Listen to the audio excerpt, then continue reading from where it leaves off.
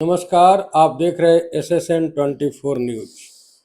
हमें गर्व है कि हम बिहार के रहने वाले हैं और बिहार में भारतीय जनता पार्टी गठबंधन की डबल इंजन की सरकार है। और इस गर्व की बात के साथ एक बड़ी बात यह है कि आपने डस्टबिन देखा होगा, प्लास्टिक का डब्बा जो आम बाजार में 1000-1200 मैक्सिमम 1500 रुपया में मिल जाता है, और उसे हमारे बिहार का जो स्वास्थ्य मंत्रालय है वह 15,450 रुपया प्रति डस्टबिन का डब्बा खरीदा है। यानी एक डब्बा जो मैक्सिमम 1500 में मिलने वाला है वो 15,450 रुपया में हमारा स्वास्थ्य विभाग खरीदा है, वो भी 200 से ज़्यादा डस्टबिन। सोच सकते हैं कि हमें कितना गर्व होना चाहिए।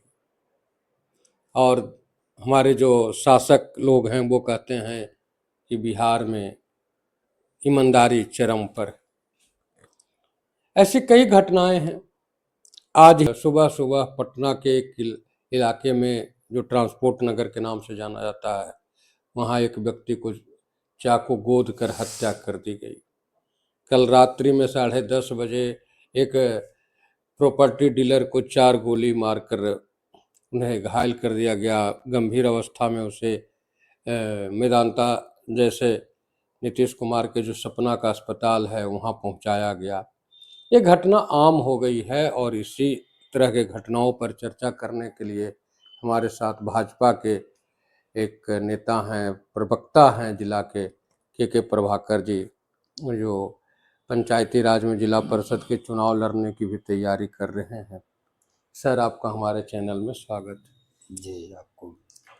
सर, नवादा में लगातार सत्ता पक्ष के ही लगभग सांसद हुए हैं और नवादा आज भी पलायन के नाम पर, अशिक्षा के नाम पर, अगर टॉप फेलुअर में अगर कहा जाए तो नंबर पहले, दूसरे, तीसरे के यानी 1 to 5 के अंदर में ही होगा।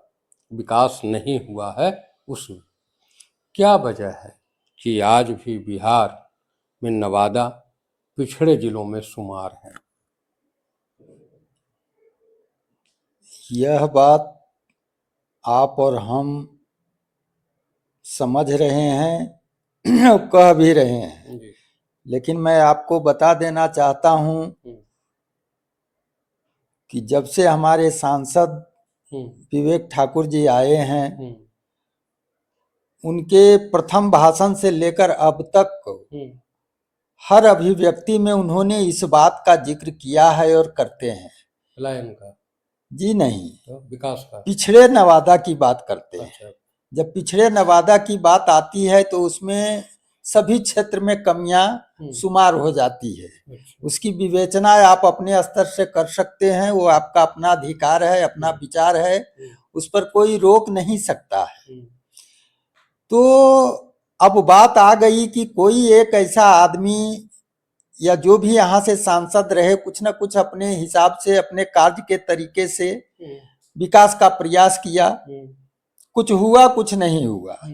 लेकिन इस बार जो सांसद आए हैं उन्होंने इसको लक्ष्य के रूप में स्थापित किया है कि हम पिछड़े नवादा को विकसित नवादा की ओर ले जाना चाहते हैं और उसके लिए हम कृत संकल्प हैं। इसलिए आपका जो प्रश्न है, समय बीतते जाएगा और आपके और हमारे नवादा का जो रूप, रौनक और समृद्धि है वो चौमुखी विकास होगा और समृद्धि बढ़ेगा। विकास होगा, ये उम्मीद सबको है। विकास हो, क्योंकि हम भी नवादा के एक छोटे से गांव से आते हैं जहां इतना विकास हुआ है, इतना कि अगर गांव में घर में जब बैठे होते हैं और आपको लाख इमरजेंसी हो हमसे बात करने का, तो बात नहीं हो पाती है। और ये आपने कई बार शिकायत भी किया। किसी भी कंपनी का सिम क्यों ना हो, वो BSNL का तो कहना ही नहीं है। BSNL हो, जियो हो, एयरटेल हो, यही 3-4 मुख्य कंपनियां जो है वो भी सर्विस दे रही है और सभी का कमोबेश यही हालत है। ये है हमारे नवादा का विकास का एक नमूना। दूसरे नमूने की बात करते हैं। अभी 2 दिन पहले हिंदुस्तान अखबार में पलायन पर एक रिपोर्ट आया है, ग्राउंड रिपोर्ट आया है हिंदुस्तान अखबार में। उसने लिखा है कि 6000 रेवेन्यू विलेज से अभी भी सबसे ज़्यादा पलायन हो रहा है। उसमें दक्षिण बिहार में नवादा जो है वो नंबर 1 पर है। 6000 जो विलेज है जहाँ से पलायन हो रहा है, उसमें अगर दक्षिण बिहार की हम बात करें तो नवादा नंबर 1 पर है। ये हमारे विकास का दूसरा नमूना हिंदुस्तान ने पेश किया है। और जब से नवादा में जाम लगने की बात हुई है, जाम लग रहा है, वो भी ऐसे इलाके में जहाँ पे अस्पताल है, सरकारी अस्पताल, वहाँ आने के लिए एम्बुलेंस का फंस जाना आम बात हो जाती है। जितने भी सांसद बने, हमें लगता है कि गिरिराज सिंह हो, इसके पहले चंदन सिंह हो, अभी विवेक जी हों, सभी ने आरओबी बनाने की बात कही है। हमारे यहाँ जो भी मंत्री आते हैं दौरा करने के लिए, उनका भी आश्वासन होता है, लेकिन आज तक आरओबी का निर्माण नहीं हो पाया। यह भी विकास का एक तीसरा नमूना है। और तो कई ऐसे कार्यक्रम हैं, ऐसे कई चीज़ें हैं जो विकास की अगर बात करें तो हमें लगता है कि विकास के जो दावे हैं वो कितने खोखले हैं। उद्योग लगाने की बात अगर करें तो आज भी हम गूगल पर सर्च कर रहे थे तो हमको लगा कि कौआ कोल जो इलाका है गोविंदपुर विधानसभा में शायद पड़ता है। वो गोविंदपुर विधानसभा के भी कई विधायक मंत्री भी रहे हैं और कई विधायक जो हैं सत्ता पक्ष के रहे हैं, लेकिन कौआ कोल ऐसे इलाके में जहां सावे घास और बांस की शायद प्रचुरता है और वहां कागज की फैक्ट्री जो है, कागज निर्माण करने का, वो लगाया जा सकता था, जिससे कि कुछ लोगों को रोजगार मिल सकता था, लेकिन आज तक कुछ नहीं हुआ। ये विकास का एक नमूना है। उससे आगे अगर बढ़ें तो हमारे एक सांसद गिरिराज सिंह, जिन्होंने हमारे नवादा जिला के एक गांव को गोद लिया था, वो आज तक गांव गोद से उतरकर जमीन पर चलने की स्थिति में शायद नहीं हो पाई है। ऐसे आप हमसे बेहतर समझ सकते हैं, हमारे जनता को बेहतर बता सकते हैं। देखिए, जितना प्रश्न आपने किया है, ये प्रश्न नहीं है सर, ये मैंने विकास का कुछ नमूना बताया है जी वो प्रश्न ही है। हाँ वह जनता का प्रश्न है हाँ और ये हर्ष की बात है कि आप जनता की आवाज होते हैं और उसको क्रियान्वित कर रहे हैं। इसके लिए आपको धन्यवाद है। कौआ कोल की जहां तक बात है, आपने सही उपमा पेश किया कि जिस क्षेत्र में जिस चीज की, जिस कच्चे माल की उपयोगिता अपार है, उसकी अगर फैक्ट्री वहां बिठाया जाए, कुटीर उद्योग लगाया जाए, तो उस क्षेत्र में कई भी गरीब किसान मजदूरों को रोजगार मिलेगा और गरीबी दूर होगी, जिसे विकास का नाम दिया जा सकता है। मैं भी मांग करता हूं कि वहां इस प्रकार का फैक्ट्रियां लगाई जाए। निर्जन और पर्वतीय क्षेत्र है जहां काफी कठिनाई है, सिंचाई का साधन नहीं है, कोई भी उपार्जन का साधन खेती के अलावा, मजदूरी के अलावा कुछ नहीं है। निर्जन क्षेत्र है। पूरे लोकसभा में सबसे अगर पिछड़ा इलाका माना जाए और अभावग्रस्त माना जाए क्षेत्र को, तो हमारा विधानसभा गोविंदपुर विधानसभा है। इसमें मुझे कहने में कोई शक नहीं है। अब सवाल है कि सिर्फ कहने से नहीं होगा, इसके लिए हम सबको मिलजुल कर प्रयास करने से होगा। जो नेतृत्व वहां जनता चुनी है, जिसको अपना अधिकार दी है, उनको इस मामले में सोचना होगा।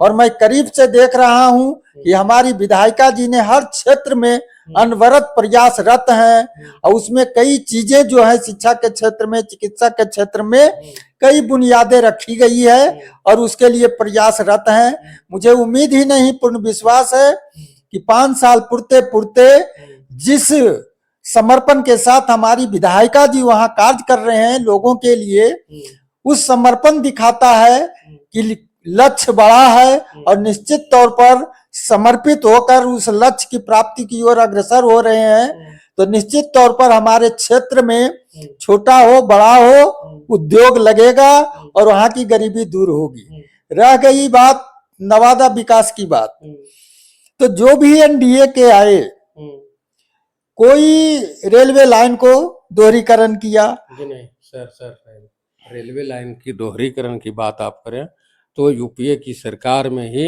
यह योजना पास हो गए थे, फंड भी आए थे। काम जब शुरू हुआ तब तक यूपीए की सरकार चली गई, एनडीए की सरकार आ गई, तो लोगों को ये दिखा कि एनडीए के सरकार में काम हो रही है। काम होना अलग बात है, लेकिन जिस समय योजना बन जाती है उस समय की भी बात आम जनता को बताना चाहिए। जी मैं बता रहा हूँ, जिस मकान में मैं रह रहा हूँ वो मकान किन्हीं और का है, हम किराए पर हैं। आप आज यहाँ मुझसे मिलने आए तो मकान मालिक नहीं, हमने आपका सेवा सत्कार किया है। तो यही चीज है, सरकार उनकी थी, योजनाएं लाए चले गए, लेकिन उसको जमीन पर धरातल पर उतारने का प्रयास जो है वो हमारे एनडीए के नेता ने किया।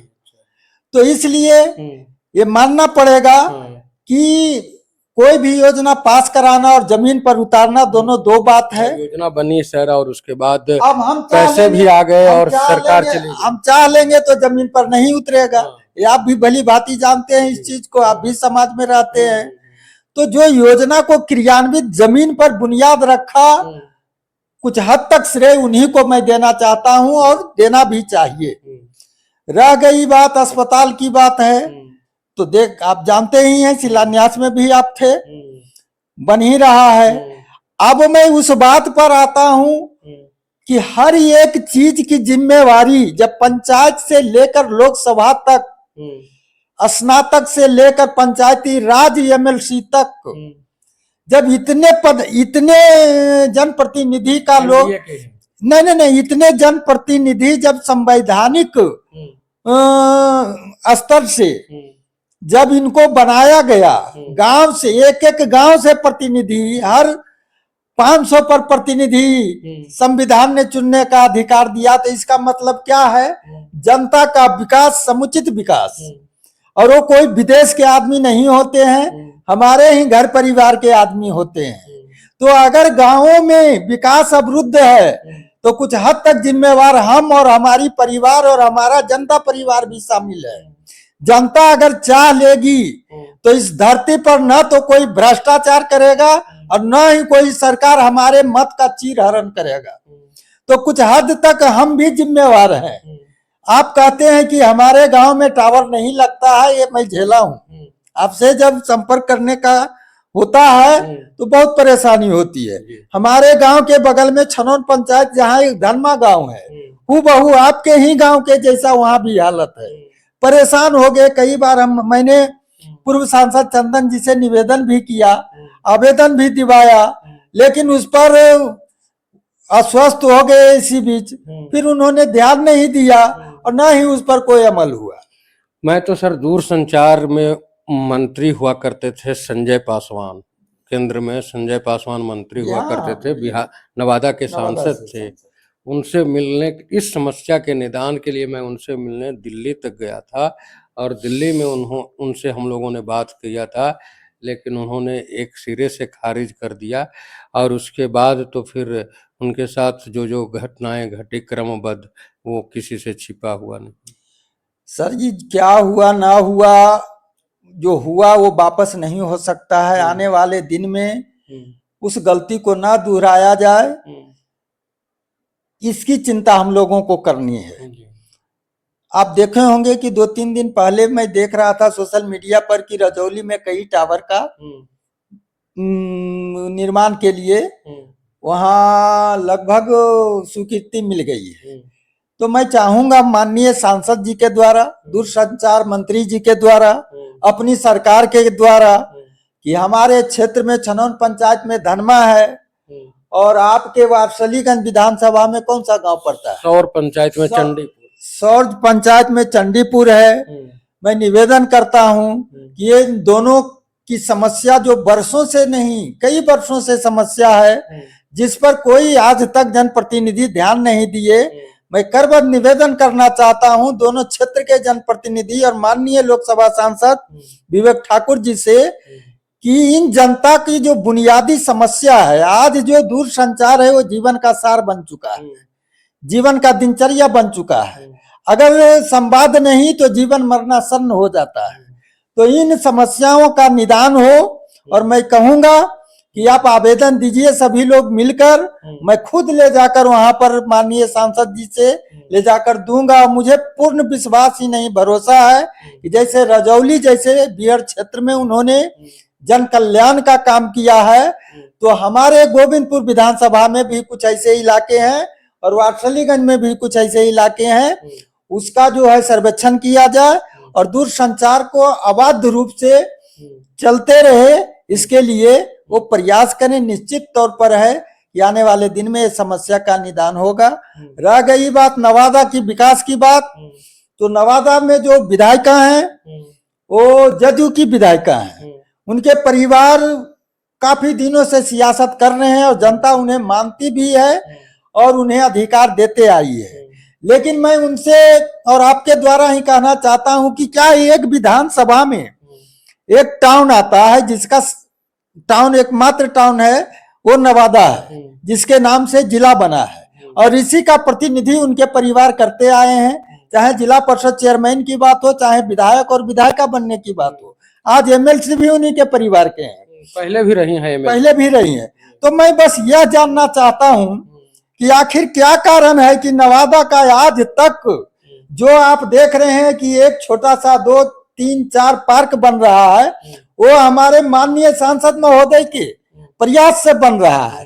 लेकिन मैं आज तक 1985 से नवादा में हूं अब तक, लेकिन आज तक यहाँ जो भी विधायक और विधायिका रहे, नवादा के सौंदर्यीकरण के लिए और नवादा शहर के विकास के लिए मेरे हिसाब से कोई काम नहीं किए हैं। क्या कारण है ये तो आप उनसे जाकर पूछ सकते हैं, जो विधायिका रही हैं या जो रही हैं। लेकिन दुख है, सौंदर्यीकरण की बात है, पार्क बन जाएगा। पार्क बन के क्या होता है? पटना में पार्क बना हुआ है, Buddha park, eco park, Delhi में भी पार्क बने हैं, बड़े बड़े पार्क हैं। उन पार्कों में क्या होता है? वही पार्क में वही सब काम नवादा के भी पार्क में होने हैं। अगर विकास की बात हो, विकास किन से होता है? शिक्षा से, रोजगार से। रोजगार कहाँ से मिलेगा? कुछ उद्योग हो, कुछ कुटीर उद्योग हो, लघु उद्योग हो, ये सब तो छोड़ दीजिए। नवादा के कई ऐसे मोहल्ले हैं जहाँ बाइक से चलने की तो बात छोड़ दीजिए, पैदल चलना मुश्किल है। ज़्यादा दूर नहीं, नवादा जो नया न्यायालय है, उस व्यवहार न्यायालय के पीछे वाले जो मोहल्ले हैं, लोग उसको वीआईपी कॉलोनी बोलता है, और वो रास्ते जो हैं वेरी वेरी वीआईपी है। वो पोस्टमार्टम रोड वाले जो इलाके हैं, उससे भी और आगे बढ़िए। भारतीय जनता पार्टी के कोर वोटर का एक मोहल्ला है नवादा टाउन में, जिसे बोलते हैं न्यू एरिया। शायद अभी मैं न्यू एरिया में ही बैठा हुआ हूँ। न्यू एरिया का जो इलाका है, आप कृष्ण मेमोरियल कॉलेज की तरफ अगर जाना हो, या फिर नवादा गढ़ पर वाले रोड से न्यू एरिया इलाके में आना हो, सड़क की जो स्थिति है वो आपसे भी छिपी नहीं है। यहाँ नगर के जो वार्ड पार्षद हों, फिर इसके जो मुख्य पार्षद हों, विधायक हैं, विधान पार्षद हैं, 3 विधान पार्षद हैं, सांसद हैं, उसके बाद भी नवादा शहर की जो ये स्थिति है, ये तो सड़क की बात है। नवादा में मात्र एक सदर अस्पताल, जहाँ गरीब लोग इलाज कराने आते हैं। अमीर लोग तो चले जाते हैं बड़े अस्पतालों में या पटना दिल्ली चले जाते हैं। गरीबों के इलाज का जहाँ व्यवस्था है, उसके ही मुख्य दरवाज़ा जो है अंदर जाने का अस्पताल में, उसके जस्ट बगल में कूड़ों का अंबार लगा होता है, और उसकी सफाई का व्यवस्था यहाँ के जो भी प्रतिनिधि हैं, मैं ये नहीं कहता हूँ कि वो काम सांसद का करना है, लेकिन जो भी हैं वो भाजपा के हों, राजद के हों, जदयू को हैं, इससे मतलब नहीं है। लेकिन आम लोगों के लिए, आम मरीजों के लिए अगर वहाँ कचरा है तो ये तो बहुत ही दुखद है। नवादा शहर की जहां तक बसावट की बात करते हैं, हम लोग जानते हैं हम सभी जानते हैं, इसलिए कि यहाँ का मूल निवासी है। यह मगध प्रमंडल का अंग है और पुराना जिला गया से कटकर नया जिला नवादा बना है।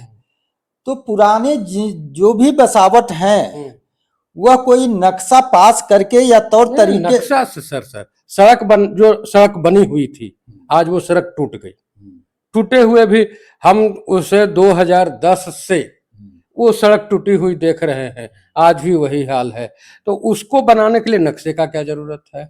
फिर ये जो कचरा का जो अंबार लगा हुआ, कूड़ों का जो अंबार है, अस्पताल में कभी कभी वीडियो वायरल होता है कि वहाँ का जो बेड है जहाँ मरीज सोना चाहिए मरीज को, वहाँ पे कुत्ते सो रहे हैं, या फिर बेड इमरजेंसी के आसपास में कुत्ते घूमते रहते हैं, बेड के नीचे कुत्ते होते हैं। कितने पेशेंट के साथ जो अटेंडेंट होते हैं उनको आने जाने में दहशत होता है।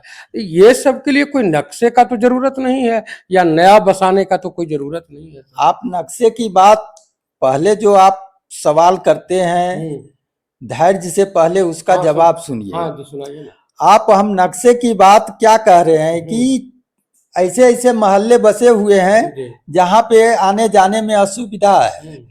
तो गांव से लोग आए, कम जमीन खरीदते हैं किसान मजदूर किसी तरह से, और वो जमीन खुद छोड़ने में कोताही बरतते हैं।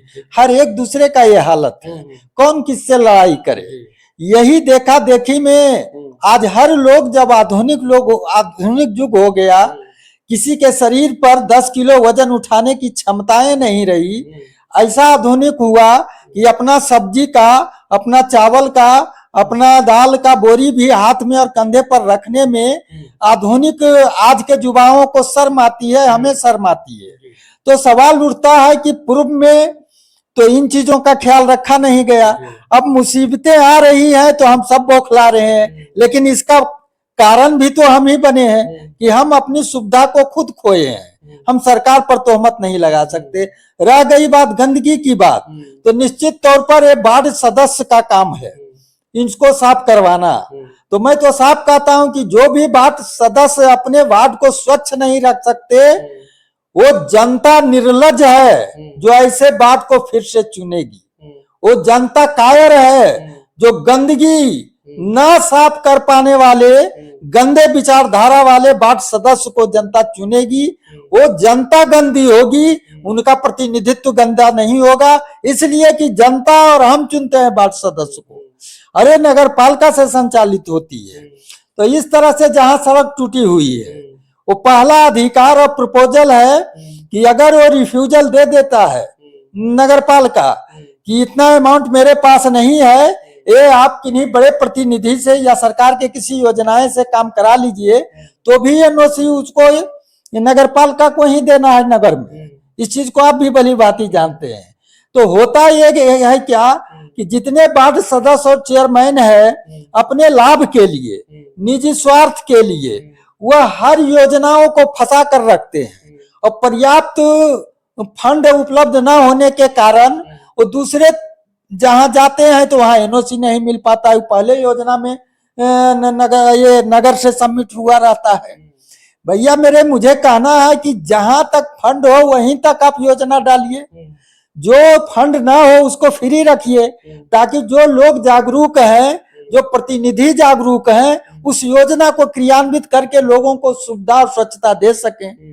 तो जो सिस्टम में जो कमजोरी है, उस सिस्टम में जब तक हम मानवीय स्तर पर नहीं सोचेंगे एक दूसरे के लिए, तब तक धरती पर किसी की सरकार आ जाएगी, ना तो हमारा सिस्टम ठीक होगा, ना ही हमारी कमियां दूर होगी, और ना ही हमारा पूर्ण विकास होगा। एक कटु सत्य है, इसको कोई नहीं कर सकते हैं। सरकार हमारी हो, आपकी हो, सरकार किसी एक की नहीं होती है। हम साधारण कार्यकर्ता किसी विचारधारा से जुड़े होते हैं, लेकिन जब वो सरकार निर्मित होती है तो पूरे प्रदेश की सरकार होती है, हर एक व्यक्ति की सरकार होती है। और यह चेतना हमारी सरकार में है, जहां जाति और धर्म से ऊपर उठकर काम किया जाता है, और इसकी शुरुआत हो चुकी है 20 साल पहले से। और जो काम छूटा है विकास पुरुष नीतीश जी से, उनके दिशा निर्देश में ही हमारे माननीय मुख्यमंत्री सम्राट जी यथासंभव अपनी चेतना को जागृत करते हैं, लोगों को सहयोग लेकर, बात करके, हर जगह सब प्रखंड में संवाद कार्यक्रम चलाकर उनसे जो इनपुट निकल कर आता है उनको क्रियान्वित करते हैं, योजनाएं बनाने में लगे हैं। आने वाले दिन में निश्चित तौर पर हमारे जो सांसद महोदय हैं और हमारे क्षेत्र की विधायिका माननीय विनीता मेहता जी जो हैं, दोनों लगनशील हैं, समर्पित हैं अपने जनता के प्रति। निश्चित तौर पर एक नए विकसित नवादा और विकसित गोविंदपुर आपको दिखाई पड़ेगा, ये मैं आपको भरोसा दिला सकता हूँ। बस एक आखिरी सवाल है सर, छोटा सा सवाल यह है कि बिहार के स्वास्थ्य मंत्रालय जो है उसने एक कचरा रखने के लिए डब्बा खरीदा है, प्लास्टिक का है, जो आम बाजार में ऐसे वो 45 लीटर का होता है वो डब्बा, बड़ा सा पीला हरा लाल रंग का अलग अलग। वो डब्बे का आम बाजार में खुलेआम रेट है 1200 से 1500, जबकि स्वास्थ्य मंत्रालय ने उसे 15,450 रुपया में एक डब्बा खरीदा है और खरीदारी हुई है लगभग 200 डब्बों से ज़्यादा, लगभग 300 से ज़्यादा जगहों पे इसको रखना है। अब बताइए इसे हम क्या कहेंगे? ये जो हुआ 1200 का सामान 15,000 में खरीदा जा रहा है, क्या यही ईमानदारी है बिहार की डबल इंजन सरकार की? देखिए, आप जब बोल रहे हैं तो आपके तर्क के अनुसार और प्रश्न के अनुसार हम इसको सत्यापित नहीं कर सकते हैं, इसलिए कि इसकी पूर्ण जानकारी नहीं है। लेकिन आपका कथन अगर सत्य है तो 100% ये भ्रष्टाचार की निशानी है। 1500 का 15,000 पहले तो हो नहीं सकता है, और अगर हुआ है तो इससे बड़ा जनता के साथ धोखा और जनता का मत का दुरुपयोग इससे बड़ा नहीं हो सकता है। ये तो वही कहें कि जो चारा घोटाला में स्कूटी से सांड ढोया जाता है, उसी प्रकार का ये घटना अगर सत्य है जो आपके कथनानुसार, तो यही परिलक्षित होता है। लेकिन मुझे नहीं लगता है कि इतना अंतर होगा। हाँ, 200, 400, 500 का अंतर मार्केट में होता है, क्वालिटी के अनुसार पर निर्भर करता है। लेकिन भाई एक मध्यम आकार का एक डस्टबिन 15,000 में हो, ये मुझे भी समझ में बात नहीं आती है। ये बात हमें भी समझ में ये नहीं आ रही पानी थी। की टंकी भी जो होता है सो बेस्ट क्वालिटी का भी 10,000 से ज्यादा नहीं होता। एवरेज 10,000 में अच्छी क्वालिटी का पानी टंकी मिलता है। तो अगर ये है तो मैं सरकार से निवेदन करता हूं कि यथाशीघ्र इस पर जांच बिठाई जाए और जो भी इसके दोषी हैं उनको कड़ी से कड़ी सजा दी जाए, इसलिए कि ये पैसा आपका नहीं है, ये पैसा जनता की है, ये पैसा जनता के लगानों की है, उनके खून पसीनों की कमाई है।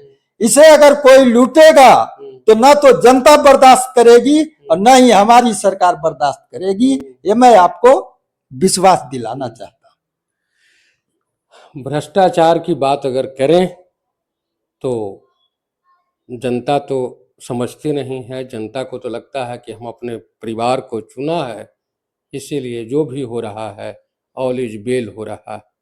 लेकिन हम लोग तो छोटे से मीडिया में हैं, लेकिन जो बड़े लोग हैं वो बहुत बड़े जो हैं वो इस भ्रष्टाचार को दिखाते नहीं, और जो छोटे हैं वो दिखाते हैं तो उस पर लोग यकीन नहीं करते। संजय सिंह एक पत्रकार जो स्वराज करके अपना चैनल चलाते हैं, उनके चैनल पर भी यह समाचार आया है और कई जगह इस तरह से वो वायरल हो रहा। बाकी तो ये जांच की बात है कि आखिर वो 1500 का है कि 15,000 का है, ये सारी बातें सरकार जाने। सरकार को इसकी जांच करनी चाहिए अगर संज्ञान में आया है तो। ऐसे आपने ये भी सुना होगा कि कैग ने बार बार रिपोर्ट देती है कि इतने करोड़ का हिसाब नहीं मिल रहा, इतने करोड़ का हिसाब नहीं मिल रहा, और वो फिर सरकार, जो कहावत है देहात में कि सैया भय कोतवाल अब डर काहे का, तो जब सैया ही शहर का कोतवाल है तो पत्नी चोरी करे डकैती करे, क्या फर्क पड़ता है? मैं एक चीज और बताना चाहता हूं, जिसका प्रश्न आपने पहले किया था, मैं भूल चुका था। मैं 1 मिनट में कि यहाँ का जो आरओबी का जो मामला है वो यहाँ का उस क्षेत्र में जो सरकारी जमीन पर मकान बनाकर जो बरसों से व्यापार कर रहे हैं, उस वर्ग का ये देन है कि पूरी नवादा जिला आज परेशान है। जब सांसद महोदय आते हैं तो उन्हें चादर पोशी किया जाता है, और जब वो जाते हैं तो उनके कार्यों को रोकने का कोई भी कर्म कुकर्म नहीं छोड़ते हैं। चादर पोशी का मतलब?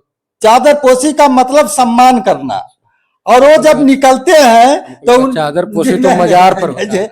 नहीं, तो वो जब निकलते हैं नवादा से तो फिर अपने अपने सोशल मीडिया पर आकर और अपना अपना राजनीति बघाड़ना शुरू करते हैं।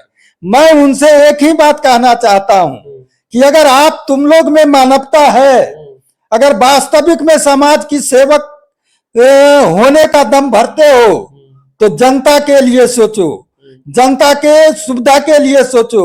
हमारे सांसद महोदय के प्रयास में अड़ंगा मत लगाओ, अन्यथा आने वाले दिन में पूरे नवादा जिला की जनता देख रही है तुम लोग का शरारत।